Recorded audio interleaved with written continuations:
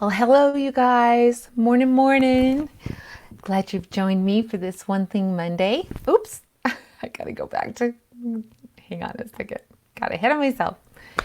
Joanna Weaver here. So glad you're with me today.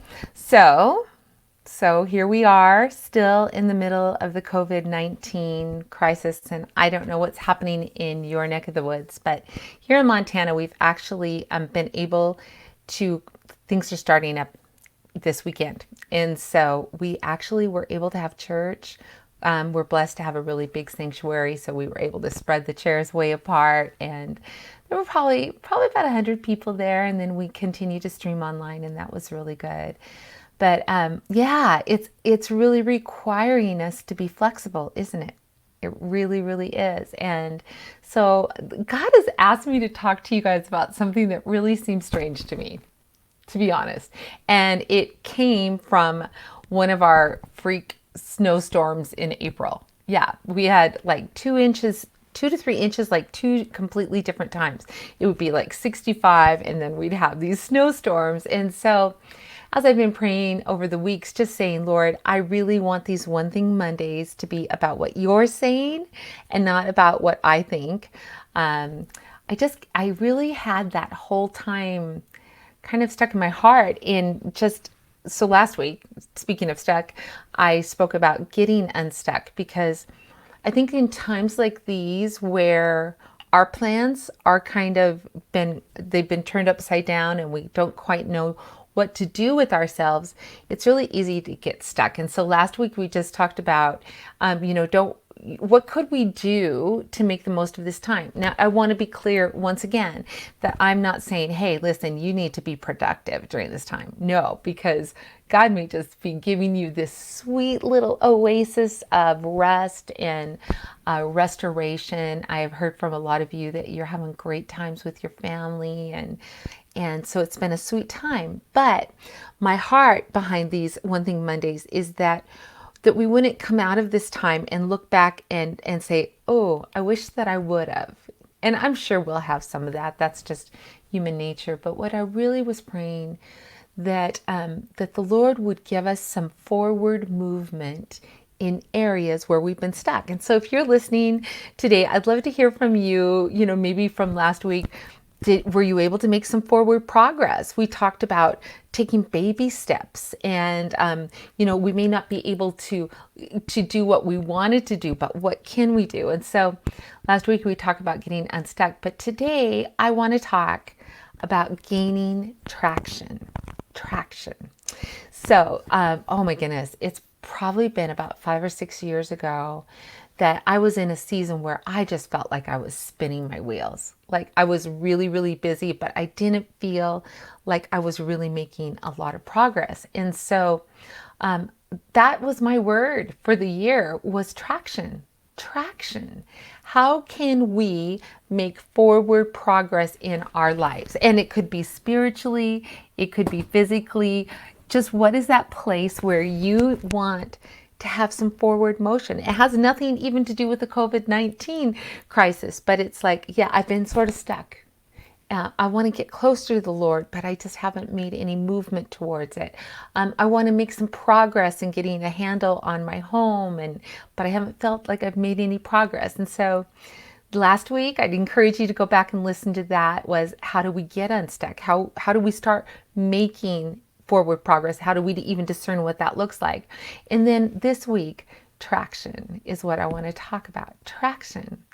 And I think most of it came from that whole idea of the snowstorms. And this is so silly to talk about in April, almost May, to talk about how do you have traction in snow. Now listen, I'm a Montana girl. I was born and raised here, so I am familiar with driving in snow. And it's kind of an art form. My daddy, he took me to the parking lot and he taught me how to drive, when you went into a spin, how to steer carefully out of a spin, how to control when you're sliding, all that sort of stuff. And so as I was thinking about this idea of how to get unstuck and gain traction in our physical, spiritual, mental, and emotional lives, I really felt like there were some things There were some things that that this analogy might offer. And so, although there's no snow on the ground and the tulips are showing up and it looks like we've got spring, yay, hallelujah, what does it look like to get traction using that analogy? Well, last week we talked about how inertia is that tendency to do nothing or to get stuck, right? And so we were talking about how do we break that inertia and begin forward movement. And one of the things, good old Isaac Newton had he was the guy with the gravity, thing that turned out to be true. And he also had another one that says that an object at rest tends to stay at rest, but an object in motion tends to stay in motion. And so when it comes to getting stuck, well, I have been stuck several times in the snow, and I've learned some little tips. And one of them is that when you are feeling a little stuck and you need to get traction, one of the things is not just to slam on the accelerator, because you're just spinning your wheels and you're actually creating ice underneath you. You've got to be really wise. And I just sense this in my heart that some of you have been spinning your wheels. You've been trying so hard, and just like, I've got to make something happen. I've got to make something happen. And I'm going to ask you to do something that seems counterintuitive to get traction in your life. And that, first of all, starts with, let's take our foot off of the gas for a moment. And let's look for a way to get started that doesn't involve just pure willpower and slamming on the accelerator, but it takes into consideration the conditions, and it looks for a way to get some forward movement. And one of the things, this has probably been the hardest thing for me when I'm feeling stuck, or when I'm doing everything I can, but I'm not making any forward progress, is just to back up a little bit and to get a sense of the big picture. Maybe even get out of your car and look at what's going on. We need to look at what our situation is, and then we need to find a way to get started. And as always, I want you to encourage you to ask God for wisdom in that. For me, sometimes not only have I been the girl with my foot on the accelerator, I've also been the girl with my foot on the brake. And I'm like, yeah, I know I need to get some forward movement, but I am I am a frustrated perfectionist, which does not work well with my old tendency to be a procrastinator. So some of us, when we look at something that's so big we don't know how to begin, we just get frozen and we don't do anything. Or some of us go, yeah, I'm going to wait until I have lots of time to do that, because that's going to be too hard. And so we keep putting it off. I want to encourage you to find a way to get started. And I like what James Clear talks about in his book, Atomic Habits. He says to overcome procrastination, find a way to start your task in less than 2 minutes. So what is that place where you've been stuck? How can you get traction? Well, let's get our foot off the accelerator and let's get our foot off the brake. Let's back up a little bit and let's see where we could start. Where could we start? So that's the first thing I'd like. What is that thing that you'd like to get traction on? Actually, that word traction became the impetus for a little thing that I did with the women of our church, and we called it the Change Up Challenge. And it was basically, where are you stuck? And let's find a plan to begin to move forward. And so that's what I wanted to encourage you. Find a way to get started. Sometimes for me, and I've shared last week that when I'm stuck writing, I have to like step back a bit. And even I maybe have been fixated on that central piece. I've got to do this, I've got to do this, I've got to do this. And I'm just spinning wheels and I'm not making any progress. So for me, I like to step back and look at how can I work from the outside to the middle. I want to go to the middle, but I'm stuck there. So I begin to look for what is the peripheral things that I could get work on. Now, I don't want to get stuck there. But sometimes as I begin to work the peripheral things, I can begin to get to the central things. And so look for a way to get started even today. And if you're a procrastinator, just look for something you can do for 2 minutes that would begin the process. Maybe you want to start walking regularly. Well, maybe it's as simple as going to your closet and digging out some tennis shoes or some walking shoes that you could use and setting them beside the door. Maybe that's all you do today. And you're not trying to change everything in one moment, but you're starting, you're beginning. And then the second thing, and this goes back to the whole idea of being stuck in snow, is remove the hindrances. So find a place to start, but then also look, as you're looking for that place to start, remove the hindrances there. When I get stuck in snow, sometimes it's deeper than my car, right? The clearance of my car. And so I have to be willing to put on my gloves, get down there and begin to move out the snow in back and in front of the tire. So I have some room for movement. All right. Now, I don't know what that is for you. Maybe for some of you, you need to clean off your desk. Maybe you've been putting it off, going through a pile of mail. I would just encourage you. Sometimes I have to look for ways to clear space, because for me, and not only have I been a procrastinator, but I'm a recovering slob. I really am. God's helped me so much. But I have learned that chaos on the outside is chaos on the inside. And so maybe it's as simple as setting, like we talked about last week, setting the timer for 10 minutes and cleaning out that place where everything's getting dumped. And one of my friends just talks about touch it one time. Don't touch it more than once. So if you can deal with it in less than 5 minutes, deal with it. If it needs to be filed, file it. If it needs to be thrown away, throw it away. But begin to just start small, find a place to begin, and then remove the hindrances. For me also, if I've got things on my mind, if I'm writing and there are some responsibilities that I haven't taken care of, sometimes I can't always get distracted by that, but sometimes if I can easily do it, if I can make that phone call, if I can deposit that thing in the bank, whatever it is, remove the hindrances. All right. I love the verse in 2 Samuel 22:37 where God says, where Samuel's, I can't remember who it is who said it.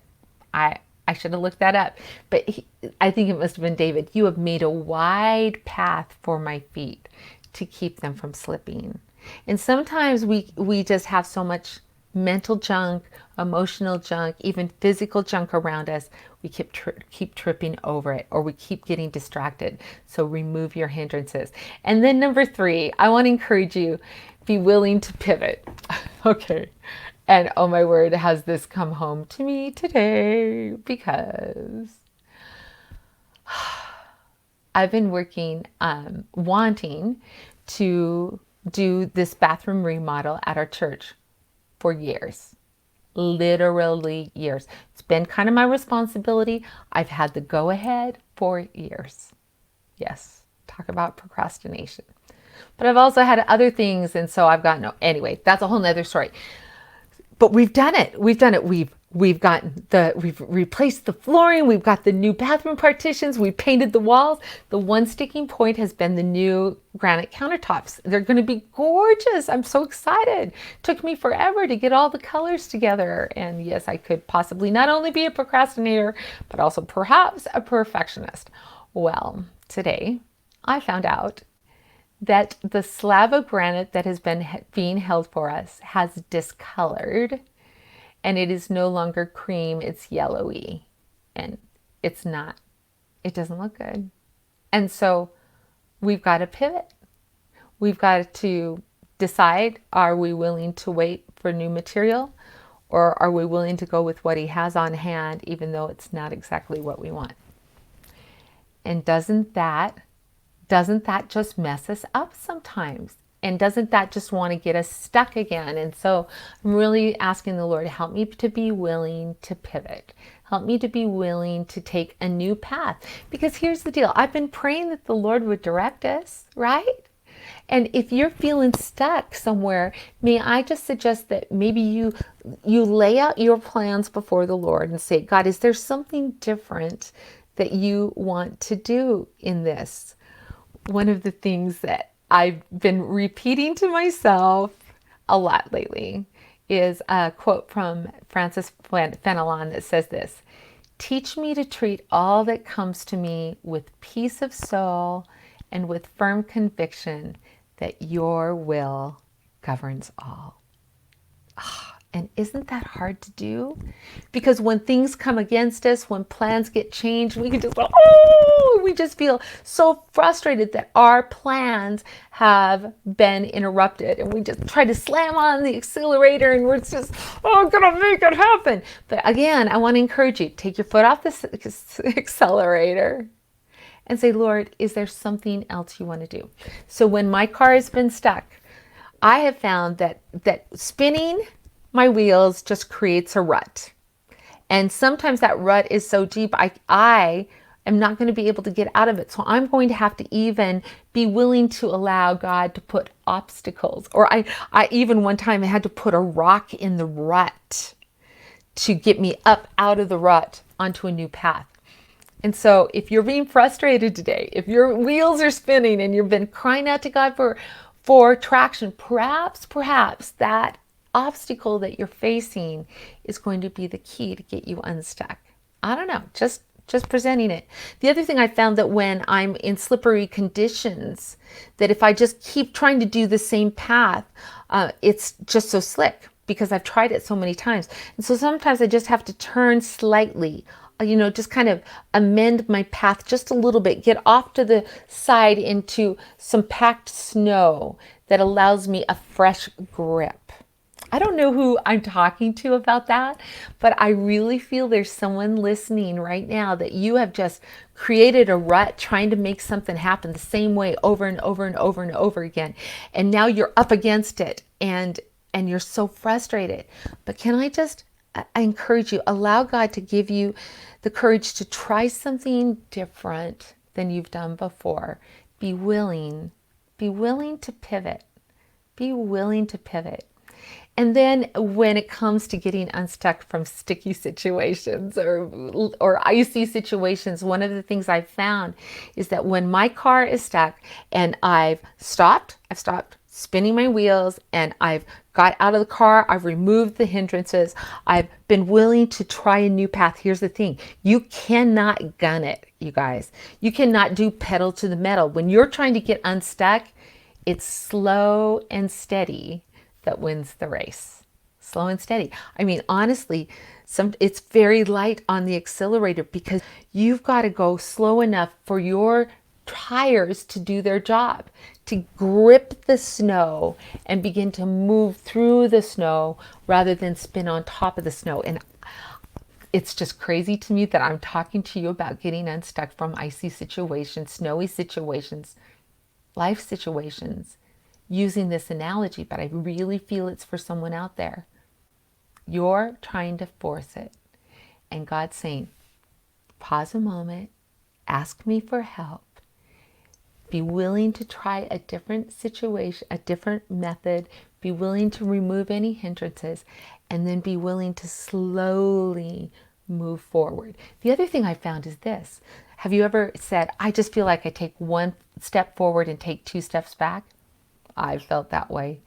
But sometimes that's not a bad thing, because when I've been really, really stuck in those snowy situations, after I've cleared out a path, sometimes I have to go forward and then allow myself to roll back, forward, back, and even put it in drive, put it in reverse, put it in drive, put it in reverse, rocking back and forth to get myself some forward movement. So if you're feeling that way, let's not get frustrated with the backward, but instead, when it's time to move forward, let's use that momentum to get some forward movement. So I don't know who this is for. I don't know how it will apply to your life, but I just felt like the Lord wanted me to say, don't underestimate the power of small movements done faithfully. Last week we talked about the compound effect, that when we do something little every single day, that it ends up being something big. And so I just really believe God wants to give you new traction. And I felt that He wants to do that for you spiritually, where it doesn't have to be, I set myself up to fail so many times with what I think it has to look like, that then I'm all or nothing and I end up doing nothing. So when it comes to reconnecting with the Lord, what's that thing that you could do in 2 minutes today? Just 2 minutes to start small, but begin. When it comes to reconnecting, perhaps in your relationships, during this time, there's where we're forced to be together with those people that usually we live with each other, but we're not with each other in such intense times. What could you do to begin to reconnect on a different level? Maybe the frustrations and just the sideways anger with what's going on is coming out at each other. What could you do today? Maybe it's a 2-minute apology, which doesn't take 2 minutes. But it's just, you know what? My attitude has been so stinky. I'm sorry, I'm taking it out on you. And you take responsibility for your actions rather than fixating on their actions. Maybe today it's that project that, again, like I said last week, that you have not had time for before, but today, this time, you have some time. What could you do? What could you do to get some forward movement in that? I really believe that God wants to give us traction. He wants to make a wide path for our feet to keep them from slipping, so that we can, one step at a time, one little forward movement at a time, we can walk out of this crisis time a little bit farther ahead than when we started. So anyway, that's what I got for you. And I just believe that this is for somebody. This is for somebody. God doesn't want to leave you stuck, but He's asking you to cooperate. And if you insist on just, it's got to be this way or else, you're going to be spinning your wheels. You're going to be creating a rut that's going to really be hard to get out of. But if you'll take your feet off the brake, even your hands off the wheel, say, Lord, show me what you want me to do today. He may ask you to do something different, but I believe it's going to give you some traction to begin to live and love and lead and do life a different way than what you've done before. So that's our One Thing Monday. Let's gain some traction. Let's get some traction, all right? Thank you so much for tuning in. I'm going to pop over to this comments. I'd love to hear what you guys have to say. Thanks so much for coming. Hey, Trina. Hi, Carolyn. Pamela. Ladine. My Ladine. Ladine was in our youth group. I love it. Oh, that's so sweet, Sandra. Happy birthday, girl. My birthday was just last week. Happy birthday. I'm so glad you're listening from Brazil. Love it. Hey, Tammy DeLay, Jeff. There's my Jessica. I love this. I'm going to pull you up on the screen there, Miss Jessica. She just gave birth to my beautiful grandson 9 months ago, and she's doing so good. She's working on losing the baby weight. I'm so proud of you. Good girl. Janet says you described me. Another thing, one of the best things I've heard is, blessed are the flexible, for they shall not be broken. Isn't that true? So, so true. Oh, this is fun to be with you guys. I love it. All right. Let's see some other things. Janet Lee says, I understand. I've been stuck in snow before. Yeah. Fun. Rosie, thank you. Thank you for a lesson on winter driving. Rosie's from my neck of the woods, so I know she knows how to do it, but I love that. I'm glad you're going to be able to use this, Rosie. That's awesome. Marcia says, chaos is definitely a frustration and blocker to peace and forward movement. This was for me. Yay! So here's what I want you guys to do. I want you to show me your traction, all right? Maybe it's just a corner of the kitchen that is clean, or I don't know what it's going to be, but I'd love to see that. Oh, I'm so sorry, Sandra. You're from Portugal. Europe. Forgive me. All right. Hi, Joanna. Hi, Janet. I'm doing my 2 minutes. Awesome. Awesome.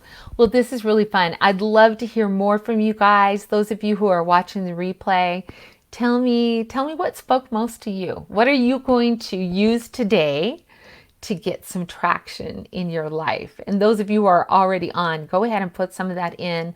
I'll pop into the comments later and reply to you. But I just really, really believe that God is so kind.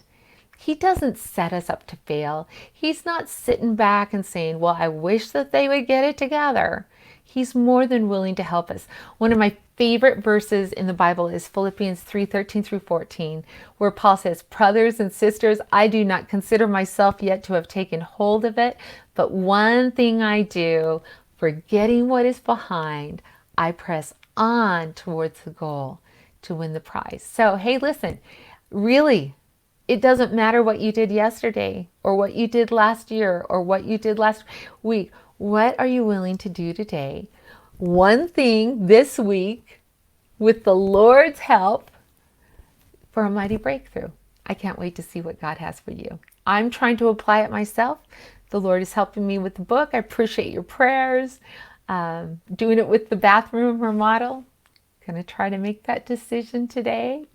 Be willing to pivot. Even though it's not what I want, I'm going to work on it. So God bless you guys. Thank you again so much for being with me. Press on, my friend. That's right, Joanne. Pressing on. Amen. God bless you.